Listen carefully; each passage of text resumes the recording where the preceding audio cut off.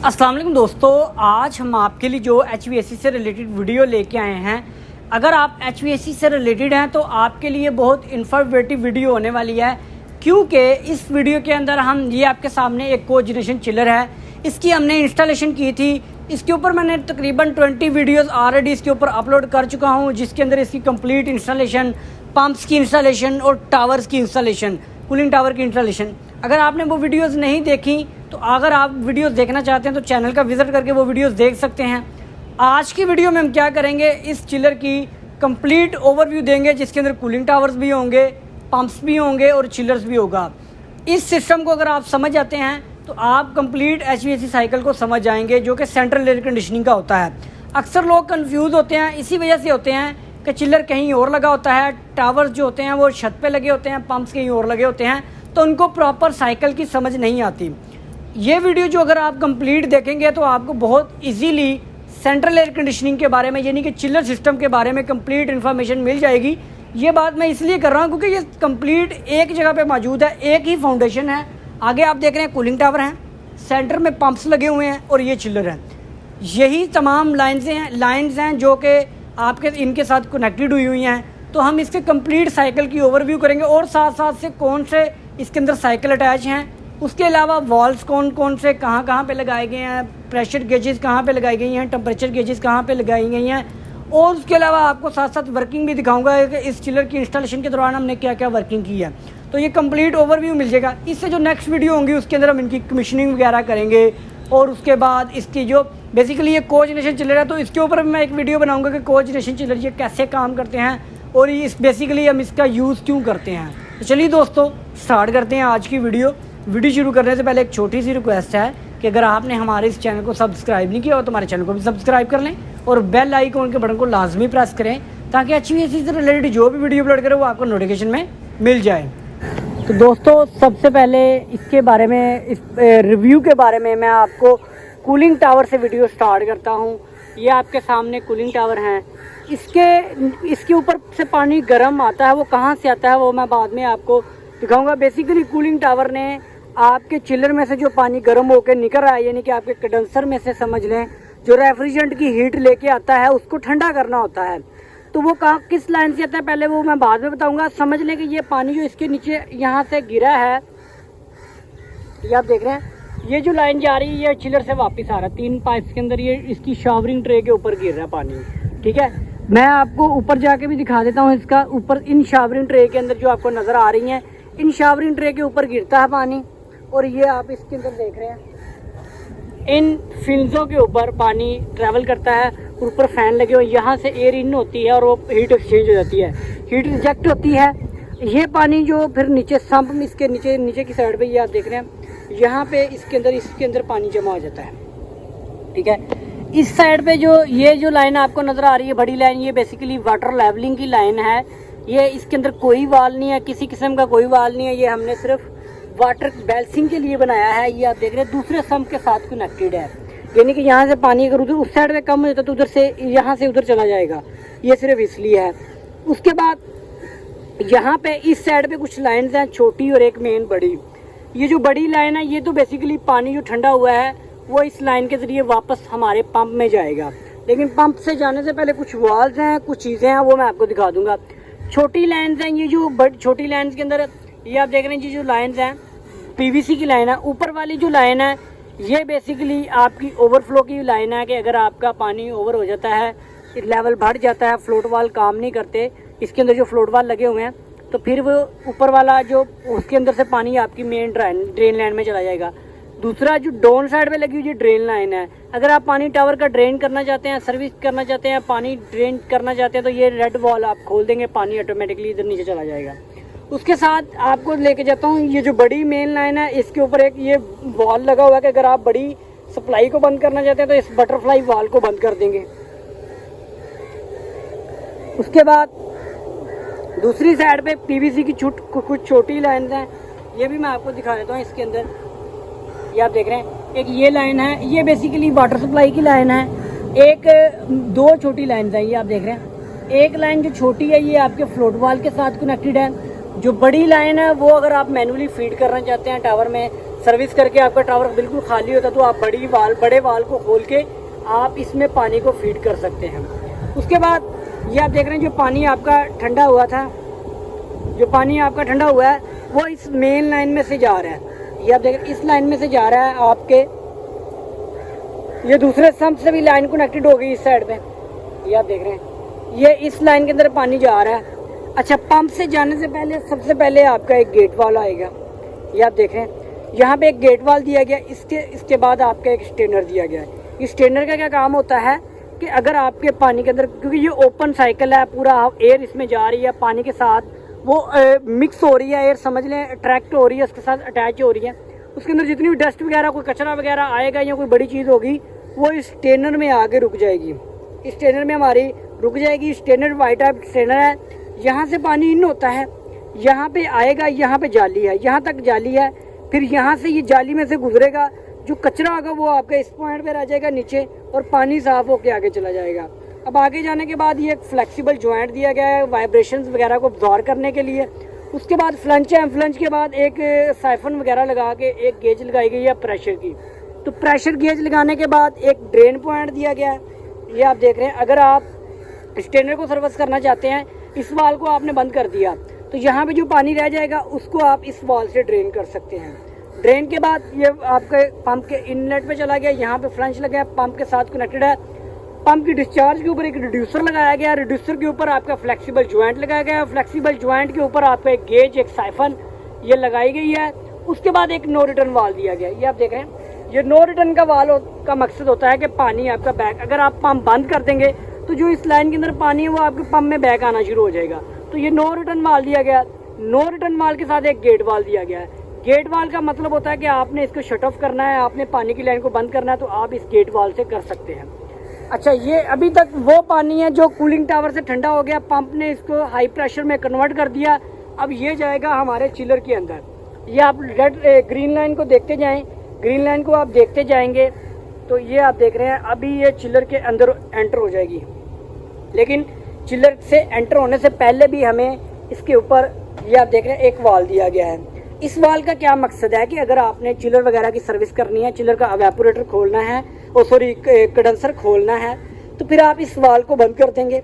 आप इस वाल को बंद करके इस लाइन के नीचे एक ड्रेन वाल दिया गया है, इस लाइन के नीचे एक ड्रेन पॉइंट दिया गया है। आप इस वाल को बंद करें और इसका पानी ड्रेन कर दें और आप फिर वहाँ से इसका फ्लंच को, या इस अगर आपने ये वाली गेज चेंज करनी है या आपने कोई साइफन वगैरह चेंज करना है या आपने इसका एवेपोरेटर खोलना है तो आप खोल सकते हैं। उसके साथ साथ इन पॉइंट के ऊपर ये आपके एक फिजिकल मीटर दिया गया है, टेम्परेचर मीटर, गेज दी गई है, गेज के साथ साथ एक पॉइंट दिया गया है। हमने इसको क्योंकि BMS में भी करना है तो इसलिए हमें इसके इन आउट के पॉइंट भी, टेम्परेचर्स भी चाहिए, उसके लिए भी दिया गया है। उसके अलावा फ्लो स्विच के पॉइंट भी इसके नीचे लगाए गए हैं। इस लाइन के नीचे हमारा एक फ्लो स्विच लगा है जो कि आपके पंप की कमांड देगा ऑन ऑफ का। उसके बाद ये अब हमारे यहाँ से हमारा कंडेंसर वाटर इन हो गया। कंडेंसर में इन होने के बाद यहाँ से आप देख रहे हैं अब्जॉर्बर में इन होगा, क्योंकि ये अब्जॉर्प्शन चिलर है। अगर आपका सेंट्रीफ्यूगल चिलर होता तो ये कंडेंसर में, ओनली कंडेंसर में इन होता। तो इसके अंदर अब्जॉर्बर भी है, पहले ये अब्जॉर्बर में इन होगा, उसके बाद ये कंडेंसर में आएगा, कंडेंसर के आने के बाद यहाँ से ये चिलर में आउट हो जाएगा। तो ये आप देख रहे हैं इसके आउट पॉइंट के ऊपर चिलर टेम्परेचर सेंसर भी लगा हुआ है और उसके साथ साथ हमारा एक फिजिकल टेम्परेचर मीटर भी लगा हुआ है। उसके बाद एक गेज का पॉइंट दिया गया। अच्छा, इसके आउट पॉइंट के ऊपर एक बैलेंसिंग वाल दिया गया। चिलर अगर आपने इसके प्रेशर का डेल्टा सेट करना है तो आप इस वाल से सेट कर सकते हैं। ये आपका वाल सेट हो जाएगा। उसके बाद ये पानी यहाँ से आपका गेट वाला है कि अगर आपने इसको बंद करना है, आप बैलेंसिंग वाल की जो सेटिंग कर लेंगे इसको आप छेड़ेंगे ही नहीं। फिर अगर आपने इसकी सर्विस वगैरह करनी है तो आप इस वाल को बंद करेंगे, क्योंकि गेट वाल जहाँ पे भी यूज़ होगा वो शट ऑफ के लिए यूज़ होगा। उसके बाद ये आप देख रहे हैं ये लाइन अब हमारे चले जाएगी, ये ग्रीन लाइन नीचे से, ये मैं आपको दिखा देता हूँ।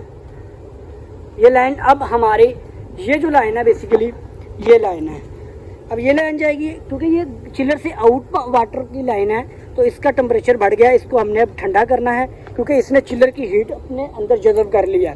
अब ये लाइन जा रही है, ये आप देख रहे हैं। अब ये लाइन हमारे यहाँ से टी डाल के एक ब्रांच इधर को चली गई है, एक ब्रांच ये इधर को चली गई है।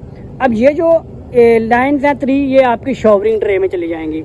अब ये जो वाल सबसे पहले शट ऑफ वाल दिया गया है कि अगर आपने इस बैलेंसिंग वाल वगैरह को चेंज करना है तो आप इसको बंद करके आप इसको चेंज कर सकते हैं, क्योंकि इसकी सेटिंग आप बार बार नहीं करते इन बैलेंसिंग वाल की। जो आपने तमाम शेल के अंदर आपने इक्वल वाटर लेवलिंग कर दी तो फिर आप इस वाल को बंद नहीं करते।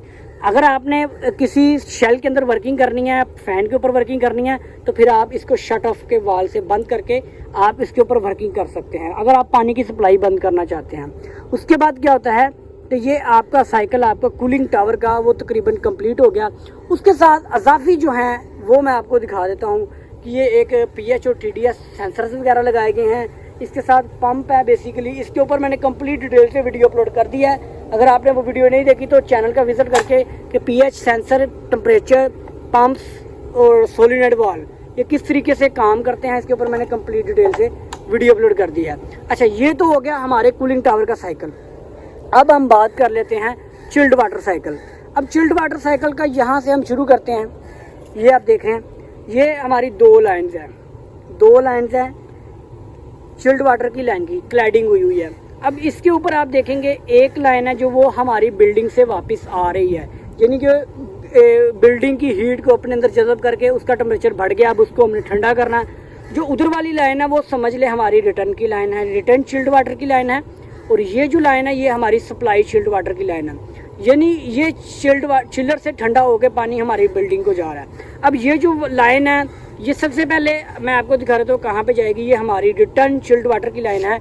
अब ये जा रही है, ये आप देख रहे हैं, ये अब हमारे पंप की तरफ जा रही है। लेकिन पंप के अंदर जाने से पहले इसके ऊपर कुछ वाल दिए गए हैं, वो मैं आपको दिखा देता हूँ, और कौन कौन सी सेफ्टी इसके अंदर लगाई गई हैं वो भी मैं आपको दिखा देता हूँ। तो ये आप देख रहे हैं, ये जो लाइन आ रही है बेसिकली ये वो लाइन है हमारी। अच्छा, ये जो लाइन है ये हमारी बिल्डिंग से रिटर्न आ रही है। सबसे पहले इसके ऊपर एक गेट वाल दिया गया है कि अगर आप इसका स्टेनर, क्योंकि इसके नीचे हमारा इस जगह पे हमारा स्टेनर है, अगर आप इसके स्टेनर को सर्विस करना चाहते हैं तो इस वाल को बंद करके आप इस स्टेनर को सर्विस कर सकते हैं। स्टेनर के बाद ये हमारे पंप की सक्शन में जाएगी। सक्शन में जाने से पहले इसकी एक प्रेशर गेज लगाई गई है जो हमारे सक्शन प्रेशर शो करेगी। उसके बाद एक फ्लेक्सिबल जॉइंट दिया गया है यहाँ पे। फ्लेक्सिबल जॉइंट के बाद ये हमारे पंप की इनमें आ रही है। पंप के बाद ये डिस्चार्ज है, डिस्चार्ज के ऊपर रिड्यूसर के ऊपर एक फ्लेक्सिबल जॉइंट दिया गया है। फ्लेक्सिबल जॉइंट के बाद ये एक प्रेशर गेज दी गई है, प्रेशर टेम्परेचर साइफन के साथ इसकी गेज दी गई है। प्रेशर है बेसिकली, ये पंप की आउट पे इन पे प्रेशर इसके दिए जाते हैं क्योंकि इसने टेम्परेचर के अंदर डिफरेंस नहीं देना होता। उसके बाद इसके आगे भी एक नो रिटर्न वाल दिया गया है, ये ताकि आपका पानी अगर आप पंप वगैरह बंद कर देते हैं तो पंप के अंदर बैक प्रेशर ना जाए। उसके बाद ये आप देख रहे हैं ये लाइन नो रिटर्न वाल के बाद एक गेट वाल है। अगर आप नो रिटर्न वाल वगैरह की सर्विस करना चाहते हैं तो आप इस गेट वाल को बंद करके आप इसकी सर्विस कर सकते हैं। अच्छा, ये अब हमारा क्लोज सर्कल है, तो क्लोज सर्कल के अंदर आपने इसका एक यहाँ पे एक एयर वेंट दिया गया है क्योंकि ये काफ़ी टर्न वगैरह है, तो अगर इसके अंदर एयर वगैरह आ जाती है तो आप यहाँ से वो एयर पर्ज हो जाएगी। ये आप देख रहे हैं यहाँ पे एक हमारा एक एयर वेंट दिया गया है। अब ये लाइन अब हमारी जा रही है, आप देख रहे हैं ये लाइन अब हमारे चिलर की तरफ जा रही है। चिलर में एंटर होने से पहले एक गेट वाल दिया गया है। इस गेट वाल को अगर हमने इस चिलर की अब वेपोरेटर को खोलना है तो भैया आप इस वाल को बंद करके, या आपने इस जगह पे किसी किस्म का कुछ चेंज वगैरह करना है, या कोई साइफन लीक हो जाता है, कोई थर्मोवेल लीक हो जाता है, कोई गेज लीक हो जाती है, किसी किस्म का वाल नहीं काम करता आपका, तो आप इस लाइन, ये बेसिकली हमारी ये जो लाइन आ रही है यहाँ से, ये जो लाइन है ये पहली वाली लाइन है, ठीक है। ये इसके ऊपर हमारे टेम्परेचर्स वगैरह दिए गए हैं, फ्लो स्विच वगैरह दिए गए हैं, उसके साथ फिजिकल मीटर दिए गए हैं। इस जगह से ये हमारे चिलर में इन हो रहा है, यहाँ से ये चिलर में इन हो रहा है, और ये हमारा रिटर्न है यहाँ से, यानी कि जिसने ठंडा होना है वो नीचे से है लाइन, और जो ठंडी हो के निकल रही है, आउट हो रही है, वो ये हमारी लाइन है। इसके अंदर जो हमारा चिल्ड वाटर है वो ठंडा हो चुका है। अब ये इसके एक गेज दी गई है ऊपर, इसके प्रेशर गेज, और साथ में इसके फिजिकल टेम्परेचर मीटर इसके भी, और इसकी आउट पे एक बैलेंसिंग वाल दिया गया है। ये बैलेंसिंग वाल भी बेसिकली चिल्ड वाटर के जो डेल्टा है उसको कंट्रोल करने के लिए चिल्ड वाटर बैलेंसिंग वाल दिया गया है, ठीक है। इनके ऊपर हमेशा गेट वाल यूज़ होता है, आउट के ऊपर आपके 2 वाल, बैलेंसिंग वाल और उसके साथ आपके गेट वाल। जी गेट वाल बंद करके आप इसको चेंज कर सकते हैं अगर ख़राब वगैरह हो गया या इसके थर्मोवेल वगैरह लीक हो जाए या आपके किसी किस्म की लीकेज वगैरह, तो आप इस वाल को बंद कर सकते हैं। उसके बाद ये आप देख रहे हैं ये लाइन जो है ये अब हमारे जा रही है बिल्डिंग की तरफ, जो मैंने आपको दिखा दिया। अब बिल्डिंग की मेन लाइन से पहले हमने एक बटरफ्लाई वाल यूज़ किया है और एक नो रिटर्न वाल हमने वहाँ पे भी यूज़ किया है। तो ये बेसिकली हो गया आपके हमारे चिल्लर के साइकिल कंप्लीट। तो ये हमारे चिल्ड वाटर का भी साइकिल कंप्लीट हो गया। बाद ये हमारे पास 3 लाइंस हैं, बेसिकली ये फ्यूल की लाइन है, ये येलो वाली ये हमारी गैस की लाइन है, ये जो 2 हैं ये डीजल्स की लाइन है। क्योंकि आपको पता है कि जो अब्जॉर्प्शन चिल्लर्स होते हैं, ये वाले जो चिल्लर्स होते हैं ये आपके डीजल पे भी ऑपरेट होते हैं, गैस पे भी ऑपरेट होते हैं, और ये जो स्पेशल कोजेनरेशन चिल्लर है ये हमारे फ्लू गैस पे भी ऑन होता है। फ्लू गैस कौन सी है इसके ऊपर मैंने कंप्लीट डिटेल से वीडियो बना दूंगा आपको, क्योंकि वैम चिल्लर बेसिकली आपके 2 से 3 तरह के इसके अंदर ऑप्शन हैं। आप इसको फ्लू गैस जो बेसिकली एग्जॉस्ट गैस होती है ये उसके ऊपर भी ऑन हो जाते हैं। इसके अंदर 2 जनरेटर हैं हमारे फर्स्ट स्टेज जनरेटर, एक हमारा फ्लू गैस जनरेटर है और एक हमारा फर्स्ट स्टेज जनरेटर है, जिसके साथ बर्नर है, उसके साथ हमारी फ्लू गैस है। दोनों की एग्जॉस्ट है, इसकी भी एग्जॉस्ट है और इसकी भी एग्जॉस्ट है। ये आपके सामने दोनों एग्जॉस्ट, इस जनरेटर की भी एग्जॉस्ट और इस जनरेटर की भी एग्जॉस्ट। उसके साथ इसके जो मेन साइकिल है इसके ऊपर हमने इंस्टॉलेशन की है, क्लैडिंग की है, ठीक है, गैस की असेंबली लाइन है। उसके साथ साथ हमने इसकी फाउंडेशंस की वीडियो भी बना के आपके साथ शेयर कर दी थी। और इसके अलावा इसके ऊपर हमने ये शेड बनाया है, ये भी एक प्रॉपर डिज़ाइनिंग के मुताबिक बनाया है कि हमारे जो पंप्स हैं और चिलर्स हैं ये बेसिकली हमारे सेफ रहें। और दोस्तों साथ साथ ये भी मैं बताता हूँ, इसकी जो फाउंडेशन है ये आप देख रहे हैं, ये आयरन फाउंडेशन और एक कंक्रीट फाउंडेशन, इसके ऊपर भी मैंने कंप्लीट डिटेल से वीडियोस बनाई हुई हैं। ये ऐसा नहीं है कि हमने इसको बिल्कुल रूफ के ऊपर रख दिया, इसकी भी पूरी मेजरमेंट फाउंडेशन जो इसके पिलर्स हैं उनके ऊपर आपने किस तरह इसकी कैलकुलेशन करके किस तरीके से हमने इनको जो कंक्रीट का बीम है उसमें हमने इसको इंसर्ट किया है, ये तमाम डिटेल आपको इसकी भी मिल जाएगी अगर आप चैनल का विज़िट करेंगे तो इसके ऊपर भी मैंने वीडियो बनाई हुई है। उसके अलावा जो इसके अंदर मेन चीज़ थी एक पंप के फाउंडेशन, जो हमारे लिए चैलेंजिंग सिचुएशन थी वो इसके पंप्स की फाउंडेशन थे। तो अनर्शिया फाउंडेशन फिर हमने इसके ऊपर डिज़ाइन किए हैं।